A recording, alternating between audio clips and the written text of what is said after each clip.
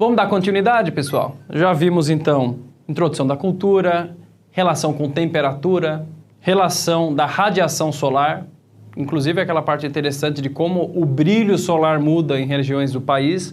Isso é ecofisiologia pura.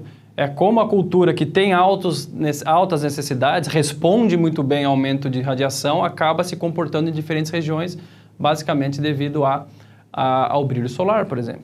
E agora a gente vai entrar num ponto crítico para a cultura do milho e para tantas outras que são culturas tipicamente de sequeiros, que são requerimentos hídricos. Inclusive eu vou juntar essa informação com um pouco que a gente conversou sobre fenologia anteriormente, né?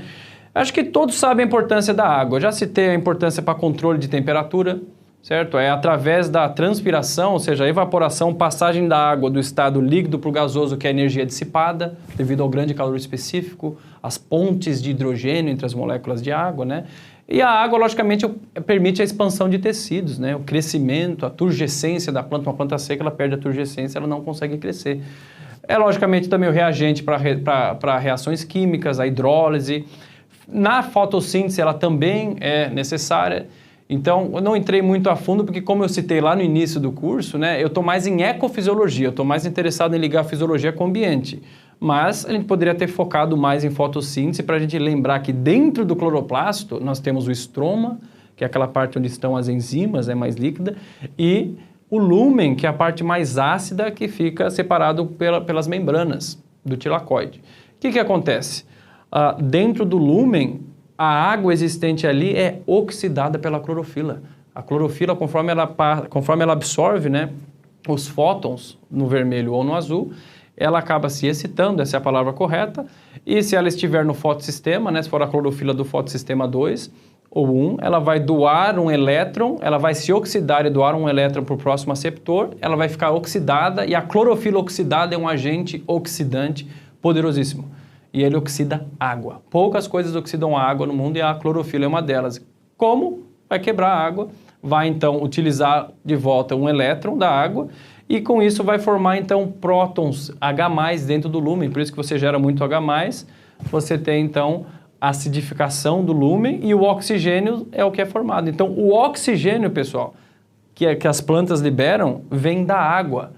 Não tem nada a ver com CO2. Muita gente acha que o CO2 e o oxigênio têm relação, não tem nenhuma. Quando você está lá numa planta e você resolve jogar aquele resto de água numa planta, na verdade aquela água, muita parte dela vai ser logicamente transpirada, mas um pouco vai ser emitida na forma de oxigênio, porque a clorofila tem capacidade de oxidação, certo? No milho, pessoal, a água tem uma característica a mais, que eu vou explicar, que é um meio de transporte para os gametas masculinos. Exatamente. Então, durante o florescimento do milho, conforme você tem a liberação de grãos de pólen, eles atingem os estiloestigmas, né, os cabelinhos lá da espiga. Sem água, eles não conseguem germinar propriamente, né, adequadamente e fazer uma boa polinização. Então, é uma cultura ainda mais responsiva à água nesse sentido, ainda mais necessária devido a esse meio de transporte, inclusive para a germinação do grão de pólen, certo? A cultura do milho é uma cultura que demanda muita água. Um fator também, logicamente, do ciclo. Quando você vê a cultura do feijão aqui, 300 a 500, 200 a 400, também é uma cultura que pode ter 65 dias de ciclo. Quando você tem 120, 130 dias, você vai consumir água por mais tempo, né? Aqui é um trabalho mostrando, uma tabela mostrando, por exemplo, a quantidades evapotranspiradas, ou seja, evaporação mais transpiração ao longo do ciclo. Eu acho que não espanta ninguém que no início do ciclo as quantidades de evapotranspiração são menores, elas atingem o pico durante umas fases, no caso do milho, né, do enchimento de grãos e florescimento, e depois caem na maturação. Então, 500 a 800 milímetros seria uma quantidade adequada para o milho conseguir expressar seu potencial produtivo. Bom, eu fiz um cálculo aqui, né, se você tem 120 dias de ciclo, para atingir isso com 5 milímetros em média, você consumiria 600 milímetros. Lembrar que 1 milímetro é 1 litro por metro quadrado, ou seja, então se a cultura consumiu 600 milímetros ao longo do ciclo, equivale ao uso de 6 milhões de litros de água por hectare, porque estamos falando de uma área de 10 mil metros quadrados, é muita água, né? Fiz um exemplo, então, com esses 600 milímetros, em geral, o aceitado é que dessa quantidade que a lavoura, você utilizou, olha, eu tenho uma lavoura aqui, evapotranspiração medida de várias formas, foi de 600 milímetros. 95% é transpirado. seja, 95% ele passa pelas raízes e vai embora e é utilizada pela cultura, ou através da transpiração dos poros, ou utilização na fotossíntese, de tantas formas. E evaporação 5%, ou seja, o que é evaporado de superfícies como o solo, por exemplo, seriam 5%, principalmente porque a evaporação é muito mais importante no início do ciclo. Quando a cultura, logicamente, tem uma pequena área foliar, pequena quantidade de estômatos e o solo está à mostra, exposto, a evaporação é maior. Conforme a cultura vai se desenvolvendo e fechando o solo, cai a temperatura do solo, diminui a evaporação, mas, por outro lado, a transpiração se torna um fator muito mais relevante, né? Então, como eu citei, as necessidades são crescentes ao longo do ciclo. Então, no início, pequena área foliar, solo mais exposto, evaporação importante, conforme a cultura vai se desenvolvendo, vai aumentando o consumo até chegar na maturação, que inclusive é uma época onde a falta d'água favorece uma melhor qualidade dos grãos e uma secagem mais uniforme, que é uma diferença do milho safra para o milho safrinha, o milho verão para o safrinha, porque o milho verão tem uma probabilidade maior de chuvas próximas à colheita em relação para boa parte do país ao milho safrinha, que já é uma época, caminha para uma época mais seca, tudo bem? Então vamos dar uma analisada aqui. Desse lado esquerdo, nós temos um gráfico interessante em formato de sino aqui, ó. Existe um máximo e um mínimo. Aqui embaixo é o dias após a emergência. Então o milho emergiu, começando aqui já com 16 até 120 dias, tudo bem? Um ciclo de um milho. Do lado esquerdo é uma unidade estranha, que é metro quadrado por metro quadrado. Mas o que é isso? Você nem para escrever o que é. Isso aqui é o índice de área foliar. Metro quadrado de folhas, se você colocasse todas as folhas juntas, por metro quadrado de solo. Então, se você tirasse, pega um metro quadrado de milho, remove as plantas e tira as folhas e coloca todas sobre o solo, quantos metros quadrados eles iam ocupar do solo? Isso é área foliar. À direita, nós temos um gráfico de evapotranspiração de acordo com o ciclo também. Semeadura, emergência, florescimento e maturação. Acho que não precisa ser um gênio para perceber que eles estão diretamente relacionados. Que a evapotranspiração, que atinge aqui 8 ou até mais milímetros por dia, na época crítica, ela é maior nos momentos em que o quê? Em que a área foliar é maior. E, logicamente, os dois estão basicamente ligados, eles estão relacionados. Quanto maior a área foliar, maior a quantidade de folha, maior a quantidade de estômatos para a perda d'água, maior a necessidade de água, maior vai ser a quantidade de evapotranspirada. As folhas continuam, muitas vão senescendo. Conforme você tem o final do ciclo de maturação, você já não tem necessidade hídrica tão grande. Também, logicamente, nesse momento de florescimento, existe o enchimento de grãos e grande quantidade de água também alocada para isso, não somente para a transpiração através dos estômatos. Mas existe uma relação direta quando a cultura tem uma área maior foliar, ela também, logicamente, ocupa uma área maior, ela utiliza uma quantidade maior de água. O que tem por trás disso aqui, pessoal? A demanda é muito elevada, né? Mas o que determina realmente quantos milímetros uma cultura precisa? Por que isso varia? Ambiente, lógico, locais mais quentes, mais frios, noites mais quentes levam ao quê? Por isso que a noite quente é um problema na cultura do milho. Ela vai aumentar os gastos com respiração, ou seja, vai diminuir aquilo que sobra na conta, porque vai utilizar a energia produzida de dia para respiração à noite, devido a maior metabolismo, atividade metabólica, capacidade das enzimas, e vai utilizar mais água também. Se a noite é mais quente, mesmo com os estômatos fechados, você tem perda através da cutícula.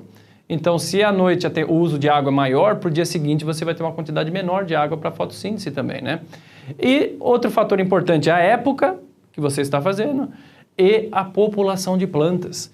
Por isso que, em linhas gerais, recomenda-se uma população de plantas menor na safrinha, porque aí você vai ter um índice de área foliar menor e com o índice de área foliar menor você teria uma outra curva um pouco mais abaixo de uso de água, porque você espera-se uma menor disponibilidade de água.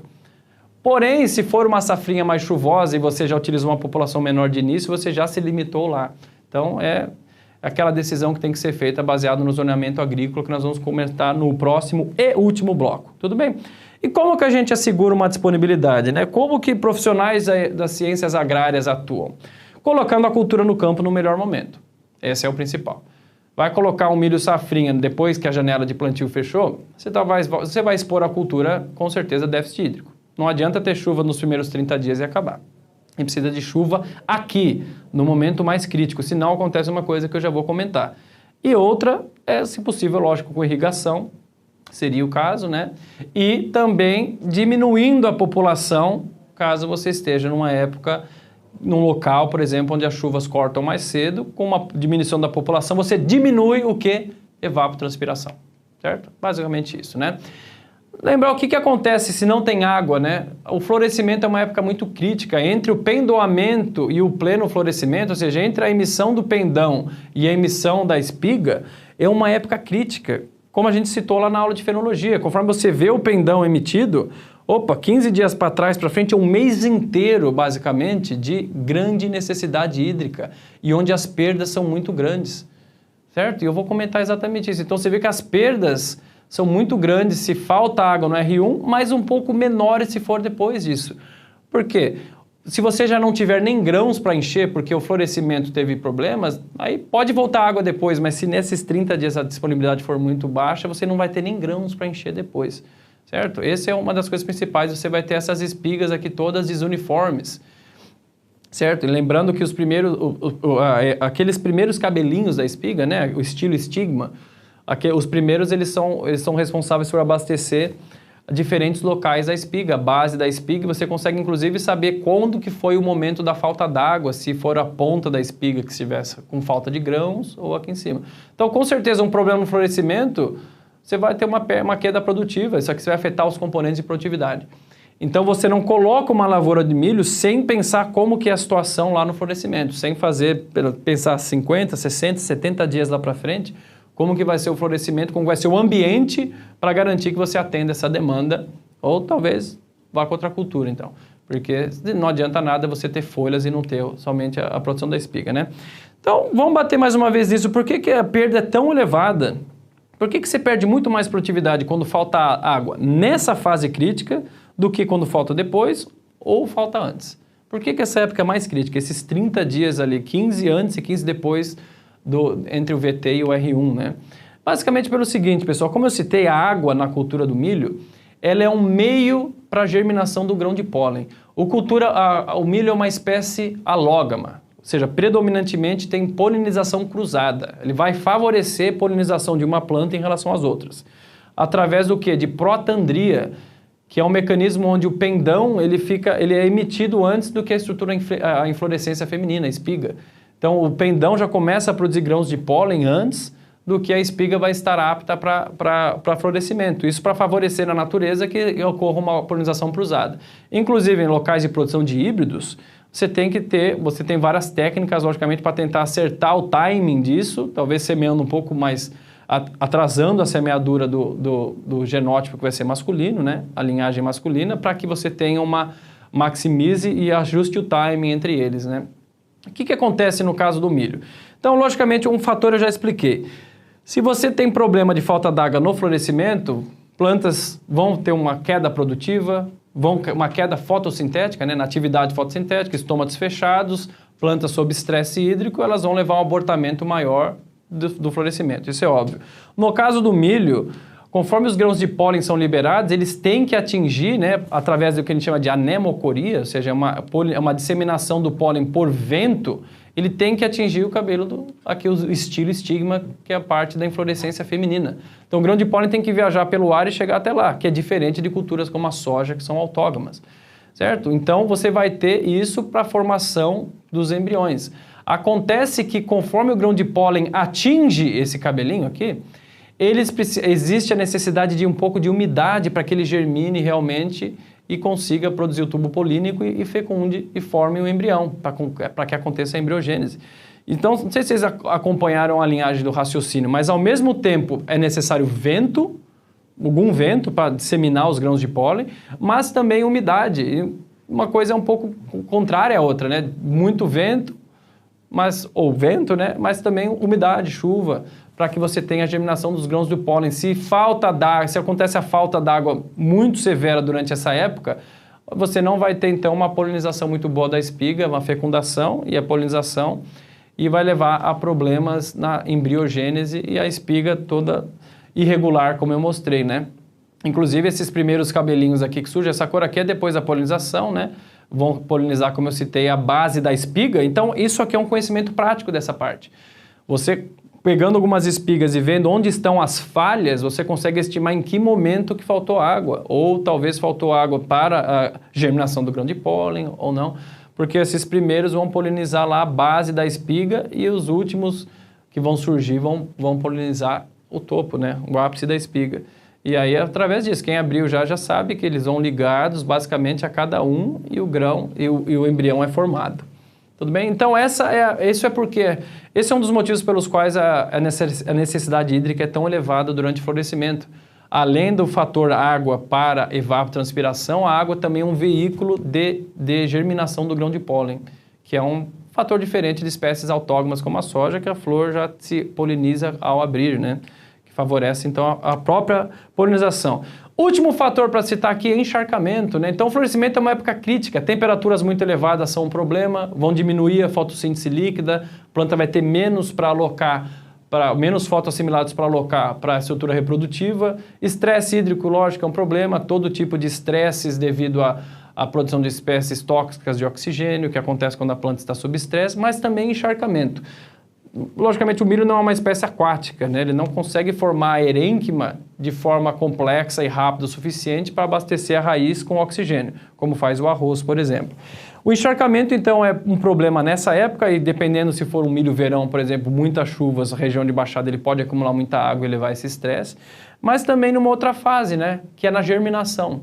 Então, voltando lá para o início, às vezes chuvas muito fortes no início, quando a semente está em germinação, podem ser um problema. Então, nós temos aqui sementes de milho, né? O milho tem a reserva dele na forma de amido no endosperma, mas também isso aqui é uma visão lateral, uma visão frontal. Tem a plúmula, que é o primórdio da planta, né? O coleóptilo, o cotilédone, que é uma monocotiledone, né? O endosperma. O que acontece? Para germinar, as sementes precisam de alguns requerimentos. Quais são? Vamos tentar lembrar? Água, lógico. A semente precisa absorver água, a semente de milho absorve em torno de 30% do próprio peso em água para conseguir gerar uma pressão suficiente para que a radícula consiga romper o tegumento, para ativar todo o metabolismo, produção de enzimas amilases que degradam o amido da reserva, luz, temperatura e oxigênio. O oxigênio é necessário porque na mitocôndria aqui você tem a respiração celular acontecendo que vai converter então glicose em subprodutos, em energia para crescimento. Então, basicamente, antes que você tenha uma planta, né, a fenologia do milho, como nós vimos na primeira aula, começa com emergência. Mas antes da emergência, você precisa germinar. E uma planta, uma área onde você tenha, logicamente, muita água, levando a uma falta de oxigênio no sistema radicular ou para a semente, você não vai ter uma germinação uniforme. E o que vai acontecer? Falha de germinação e um problema muito grande. Então, o encharcamento acontece o seguinte, pessoal, vamos relembrar um pouco de respiração agora para finalizar esse bloco. O amido é a reserva principal do milho. Ponto. O que é amido? É uma mistura de 2 polissacarídeos, certo? Ou seja, açúcares mais complexos, amilose e amilopectina, que são até parecidos, eles são polímeros de glicose.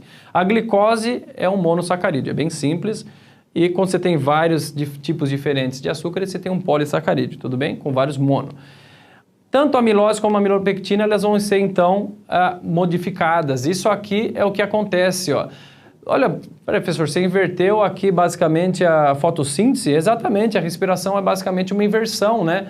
Na fotossíntese você tinha energia luminosa, necessidade de água e o CO2, e através de energia e fotossíntese você produz carboidratos e libera oxigênio. Aqui é o contrário.